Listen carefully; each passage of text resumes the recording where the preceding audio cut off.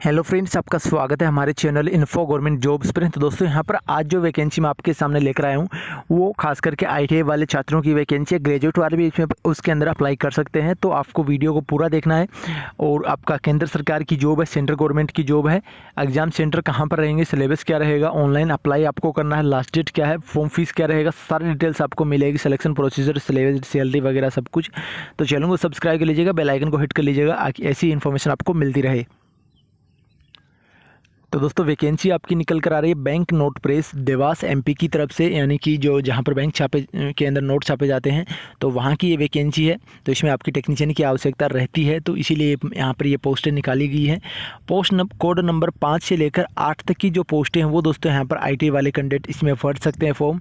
Junior technician जिनका नाम दिया गया है, जूनियर टेक्नीशियन इंक फैक्ट्री है, जूनियर टेक्नीशियन प्रिंटिंग है, जूनियर टेक्नीशियन इलेक्ट्रिकल IT है, जूनियर टेक्नीशियन मैकेनिकल AC है। तो ये यहाँ पर टोटल 5 प्रकार की पोस्टें हैं, जिनका अगर सैलरी की बात की जाए तो 18,780 यहाँ पर बेसिक स्टार्टिंग आपका रहेगा। इसके ऊपर जो भी अलाउंसेस रहेंगे सेंट्रल गवर्नमेंट के अंदर वो आपको दिए जाएंगे, क्योंकि ये एक मिनी रत्न कंपनी है। आपको बता दूं मिनी रत्न कंपनियां हैं, एक तो महारत्न, मिनी रत्न, और ये आपकी सेंट्रल गवर्नमेंट के अंदर आती हैं। तो इसके अंदर ये वैकेंसी है, आपको काफ़ी अलाउंसेस दिया जाएगा, यानी कि स्टार्टिंग सैलरी आपकी 25,000 के समथिंग बन जाएगा आसानी से। इसमें दोस्तों एज की अगर बात की जाए तो एज यहाँ पर 25 साल आईटीआई वालों के लिए रखा गया है मैक्सिमम।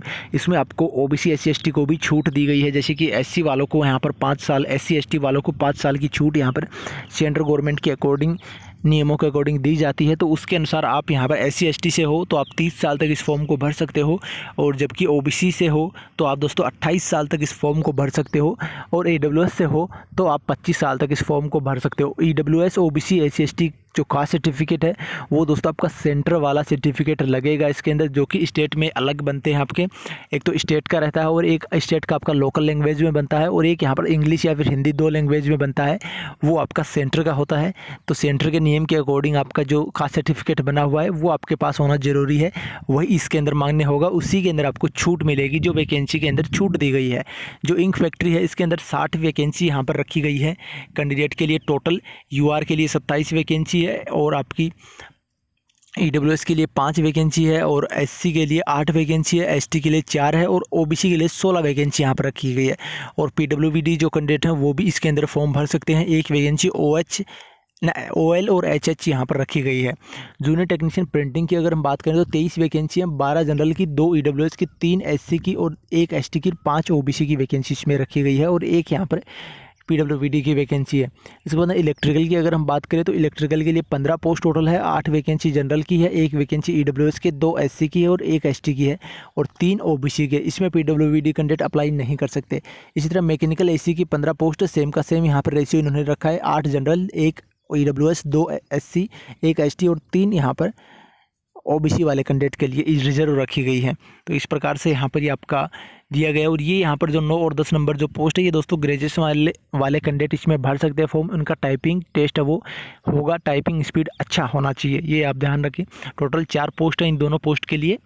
इसके बाद में अगर हम बात करें आपकी इंपॉर्टेंट डेट्स की, तो दोस्तों यहाँ पर डेट आपकी 12 मई से फॉर्म है वो स्टार्ट हो गए हैं आपके। 12 मई से 11 जून तक आप ऑनलाइन फॉर्म अप्लाई कर सकते हो, और आपका एग्ज़ाम रहेगा, या फिर जो भी आपका स्टेनोग्राफर के लिए या फिर टाइपिंग टेस्ट जो है, जो आपकी पोस्ट मैंने नीचे बताई हैं उनके लिए जो भी आपका प्रोसीजर रहेगा वो दोस्तों आपका जुलाई और अगस्त 2021 के बीच में आपका कंडक्ट करवाया जाएगा, अगर सिचुएशन सब कुछ नॉर्मल रहा तो। क्योंकि टेंटेटिव डेट है, संभावित डेट है, तो कंफर्म हम इसे नहीं बोल सकते। इसके बाद में आपका योग्यता दी गई है, तो जो भी कैंडिडेट योग्यता वाले देख सकते हैं आपका, अगर आपने ऊपर वाली पोस्टों के लिए आपकी योग्यता है तो आप ज़रूर भरें। बेसिकली मैं ITI वालों के लिए यहाँ पर बता रहा हूँ। तो ITI वालों के लिए इंक फैक्ट्री के लिए ITI होना ज़रूरी है आपका। ये यहाँ पर कुछ ट्रेड दी गई है, पेंट टेक्नोलॉजी, आपकी surface coating technology, printing ink technology, printing technology, यहाँ पर analog with 1 year NEC certificate, NCVT national apprenticeship के तहत जो आपका 1 साल का सर्टिफिकेट होता है आपकी ट्रेड का, वो भी आपका होना चाहिए। ये आप ध्यान रखें, इसके अंदर मांगा गया है सभी पोस्ट के अंदर। प्रिंटिंग की जो पोस्ट है इसमें भी आपका ITI मांगा गया है प्रिंटिंग से, और 1 साल का सर्टिफिकेट आपका होना चाहिए। जूनियर टेक्नीशियन इलेक्ट्रिकल IT की जो पोस्ट है इसमें आपकी इलेक्ट्रिकल और इलेक्ट्रॉनिक्स ये 2 ट्रेड से ITI होना चाहिए, और 1 साल का अप्रेंटिस मेंबरशिप आपका होना चाहिए, चाहे वो किसी से भी हो, चाहे वो रेलवे से हो, चाहे इंडियन ऑयल से हो, या फिर BL से हो, या फिर BI किसी से भी हो, आपका सेल से हो, किसी से भी आपका अगर 1 साल का सर्टिफिकेट है नेशनल अप्रेंटिसशिप का, चाहे आपका लिमिटेड कंपनी से हो, टाटा वगैरह किसी से भी, तो वो आप इसमें भर सकते हो। इसके बाद में जो जूनियर टेक्नीशियन मैकेनिकल की हैं, इसमें यहाँ पर 1 ईयर सर्टिफिकेट और आपका फीटर, मशीनिस्ट, टर्नर और इंस्ट्रूमेंट मैकेनिकल और MMV मैकेनिकल मोटर व्हीकल, इस प्रकार की ये टोटल ये जो ट्रेड हैं ये वाले भर सकते हैं फॉर्म। तो ये आप ध्यान रखें। और जो नीचे 2 वैकेंसी मैंने आपको बताई थी ग्रेजुएशन वालों की, तो उनके लिए एक स्टेनो की वैकेंसी और एक टाइपिंग वालों के लिए वैकेंसी है। तो आपकी टाइपिंग स्पीड अच्छा होना चाहिए, ये आप देखें। तो इसके बाद में यहाँ पर ये कुछ सर्टिफिकेट के बारे में बोला गया, तो ये मैंने आपको पहले ही बता दिया। सेंटर वाला सर्टिफिकेट जिसके पास है वो कैंडिडेट इसे अप्लाई कर सकते हैं, यानी कि छूट ले सकते हैं, बाकी आप जनरल से अप्लाई कर सकते हो। अगर बात करें हम दोस्तों फ़ीस की, तो फ़ीस दोस्तों आपका रखा गया है OBC, जनरल और EWS वाले कैंडिडेट के लिए 600 रुपये यहाँ पर इंक्लूडिंग GST के साथ 600 रुपये रखा गया है। और SC ST के कैंडिडेट हैं उनके लिए यहाँ पर 200 रुपये यहाँ पर इंक्लूडिंग GST रखी गई है फ़ीस। तो ये आप ध्यान रखें। और आपकी जो आगे यहाँ पर दिया गया है सिलेक्शन प्रोसीजर के लिए, तो यहाँ पर ये आपका जो हम ITA वालों की बात करें तो आपका 4 पार्ट होंगे पेपर के अंदर। पेपर आपका इंग्लिश और हिंदी दोनों लैंग्वेज के अंदर आएगा, ये आप ध्यान रखें। सिर्फ इंग्लिश में नहीं आएगा, दोनों लैंग्वेज में आएगा। जनरल नॉलेज आपका 40 क्वेश्चन रहेंगे 40 नंबर के, और इंग्लिश के 40 क्वेश्चन 40 नंबर के, लॉजिकल रीजनिंग के आपके 40 नंबर के 40 क्वेश्चन रहेंगे, और जो मैथ आपका रहेगा ये 40 नंबर के 40 क्वेश्चन रहेंगे, यानी कि 160 नंबर के 160 क्वेश्चन आएंगे। और 120 मिनट आपको टाइम दिया जाएगा, 2 घंटे में 160 क्वेश्चन आपको कंप्लीट करने होंगे, चाहे वो ITA वाले कैंडिडेट हो। उनसे ट्रेड से संबंधित कुछ भी यहाँ पर नहीं पूछा जाएगा, ये यहाँ पर बोला गया है साफ साफ। ऑनलाइन टेस्ट यहाँ पर आपका होगा, ऑनलाइन एग्ज़ाम होगा, और इसके अंदर आपका कोई भी नेगेटिव मार्किंग है वो नहीं होगी।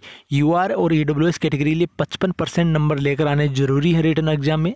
OBC वालों के लिए 50 और SC ST वालों के लिए 45% नंबर कंपलसरी आपको लेकर आने होंगे। अगर बात की जाए एग्ज़ाम सेंटर की, तो exam centre all over India रखे गए हैं। इसमें MP के अंदर भोपाल, इंदौर, जबलपुर यहाँ पर सेंटर रखे गए हैं। वेस्ट बंगाल के अंदर कोलकाता, हैदराबाद, आंध्र प्रदेश के अंदर, कर्नाटका के अंदर बेंगलुरु, और मुंबई महाराष्ट्र के अंदर, और दिल्ली यहाँ पर रखा गया है। जो ऊपर के जो एरिया है वो, यानी कि जो मेट्रो सिटीज़ जो हैं उनके अंदर लगभग के अंदर एग्ज़ाम सेंटर रखा गया है। ऑल ओवर इंडिया आप एग्ज़ाम दे सकते हो इसमें कहीं पर भी जाकर। तो ये एक अच्छी बात है। अगर आप एलिजिबल हो और आप इंटरेस्टेड हो इस जॉब में, तो ज़रूर इस फॉर्म को अप्लाई करें। ऑनलाइन लिंक यहाँ पर ये दिया गया है आपका www.bnpdevas.spmcil.com, ये आपका लिंक दिया गया है। तो इसमें आप जाकर आसानी से फॉर्म भर सकते हो। आगे की जो इन्फॉर्मेशंस रहेंगी वो मैं आपको प्रोवाइड करवाता रहूँगा टाइम टू टाइम।